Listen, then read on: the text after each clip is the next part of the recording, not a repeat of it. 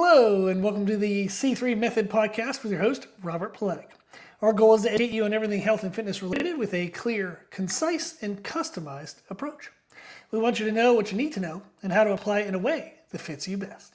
Today's podcast number 2308, and we're going to talk about using protein to help manage hunger.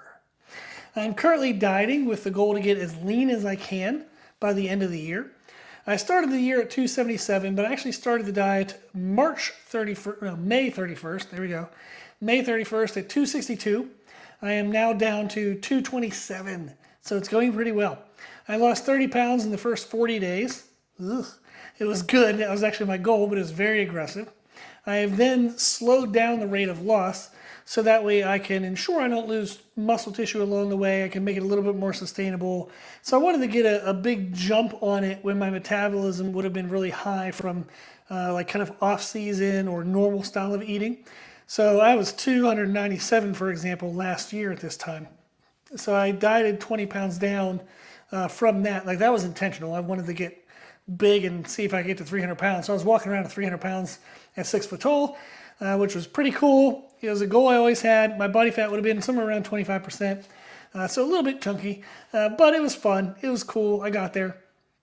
I then dieted a little bit to just clean up general health.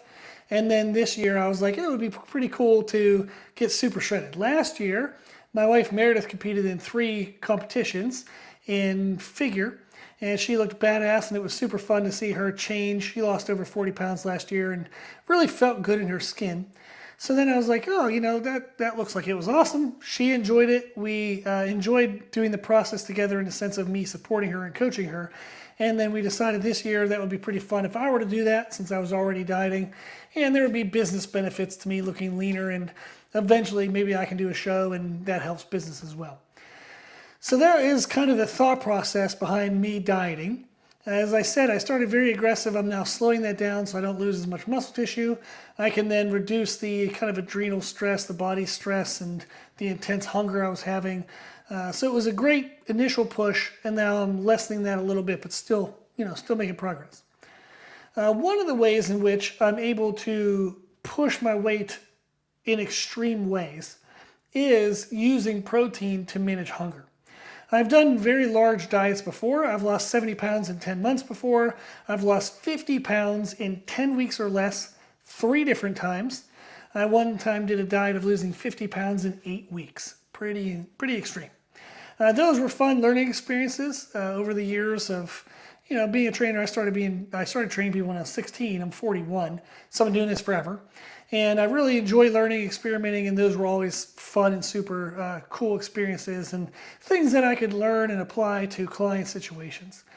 In those diet structures and in the structure I'm using now, I allow for a variance of protein intake with the intent of allowing it to mitigate some of my hunger. What that means, as I was very carefully wording that, is I have an amount of protein that I believe is a minimal benefit per day. For me, I lift weights every day. I don't like to take days off. I modify my intensity and my volumes based on my needs, but I train every day. I don't like taking days off. So with that in mind, my protein demand is going to be relatively high. I would aim for around 1.25, so 1.25 grams of protein per pound of lean mass. If I were to do a DEXA scan, which I did do recently, my lean muscle mass was over 200 pounds. So let's just, to simplify it, say it was 200 pounds to make the math easy. I would aim for 250 grams of protein a day. That would be what I would consider my minimum. Now, the beautiful thing about protein is, the higher the demand for protein, the higher the need or benefits or usefulness of protein that we create through our activity level, whether it's weight training, general activity, and life stress and whatnot, and body size and muscle mass. There is a range of protein usefulness. What I mean by that is there is a minimal amount of protein that I would believe is necessary for muscle recovery. Then the next level up would be muscle recovery and then actually muscle adaptation. Meaning we want to make the benefits and grow the muscle and fulfill all the demands that our training is placing on us. And then from there, there's kind of the minimal amount that's doing that to a minimal amount. And then there's a maximal amount that is maximizing our adaptations.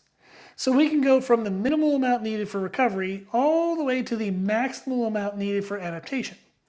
Now that is genetically different per person. I have actually found that I can vary my protein intake from 250 all the way up to 400 grams a day. That's going to sound extreme.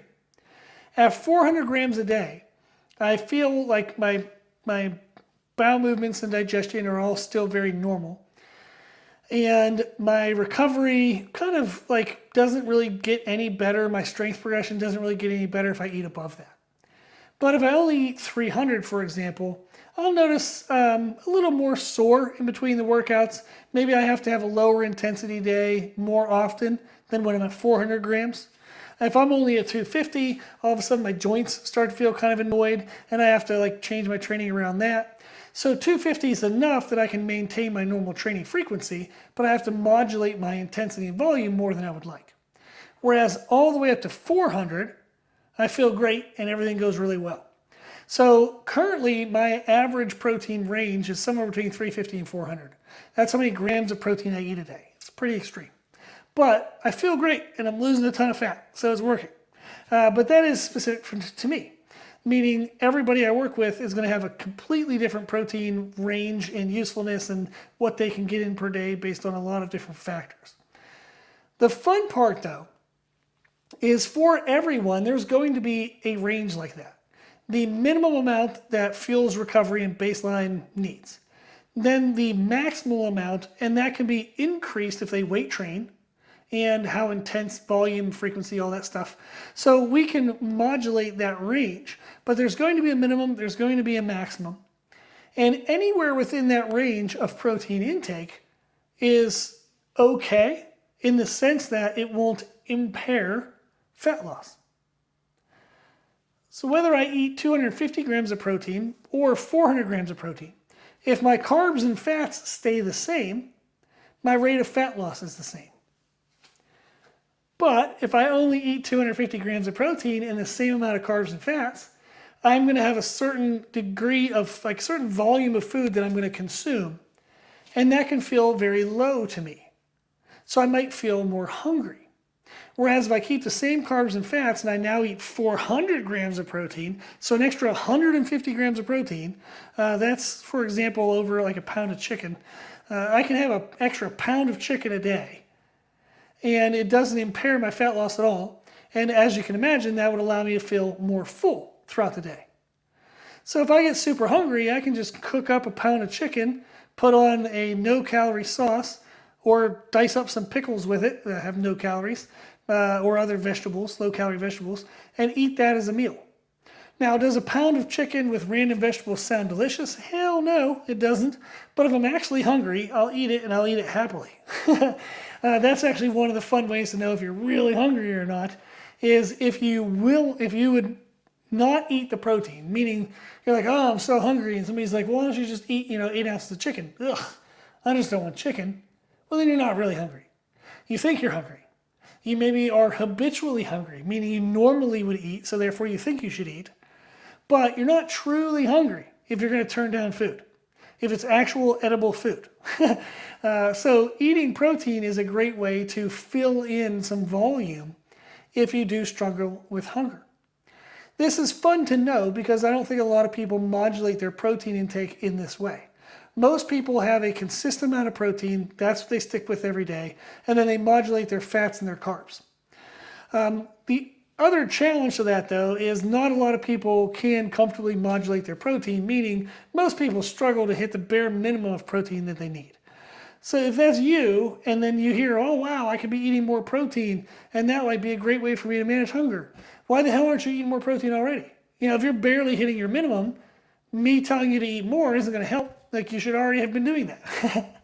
Whereas if a person does hit their minimum, they hit their carbs and fats and they're like, dadgum, I am super hungry. Well, add a little more protein. And as I said, if you wouldn't eat it because you're not hungry for it, then you're not actually hungry. If I told a client to have 6 ounces or 8 ounces of chicken, and they're like, great, done, and they cook it up and eat it, then they were actually hungry. and that is a way in which they can modulate some of their hunger levels. So understanding that protein has a minimum and it has a maximum, what happens if we go over the maximum is you start to have digestion problems more than it would impact like fat loss or other concerns. The concern that we might have where you might hear somebody talk about, oh, protein can be converted to glucose. That's really only if carbs and fats are super, super low. I mean, incredibly low. You would be probably pretty aware that you're severely under eating those. And then if you all of a sudden are eating more and more protein, your body can, in certain circumstances, start converting the protein to glucose. And that doesn't make you gain fat, it just impairs fat loss. So as your body's trying to use stored body fat, it's converting the protein to using that instead. So you're just going to get less fat loss. You're not going to get fat from eating protein. You're just going to get less fat loss from eating extra protein. But that only matters if you're extremely, extremely low in your carbs and fats. So if your carbs and fats are in appropriate ranges, eating more and more protein, you're going to have digestion problems before you'd run into it being an issue with like fat loss or impairing the process. So that's cool. I thought that would be fun to just kind of throw out there and let people realize that there is a range that you can eat. If I was going to give people some targets, the minimum amount of protein that I would recommend to somebody is 0.6 grams per pound of body weight. That's usually if they don't lift weights. If they lift weights to some degree, or they have a physically active job, we usually aim for 0.8 grams per pound of body weight.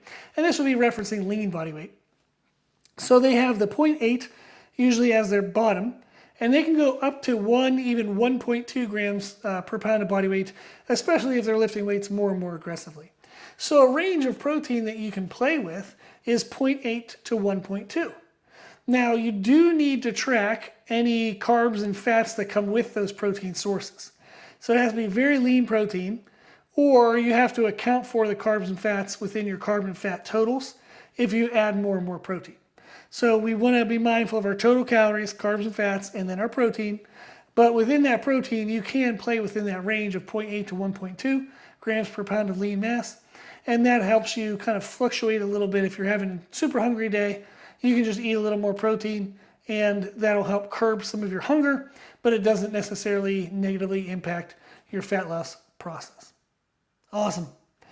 So that was fun. Thought it was interesting. Hopefully you did as well. If you listened this far, I hope it wasn't a waste of time. If you have any questions about this, or if you'd like help setting up a nutrition program, you can contact us on our website, which is c3method.com. The 3 is spelled out T-H-R-E-E, so it's www.c3method.com. You can also find us on Instagram and YouTube under the name C3 Method. If you do find us, please follow us. Please like all of our things. So that way we can boost the algorithms and reach more people and help more people. If you like the podcast, please share it, because that way we can reach more people and help more people as well. I appreciate you listening. I hope you got everything you wanted from this, and I appreciate your support as well. Okay, that's everything. As always, I hope this was helpful, and thank you for listening.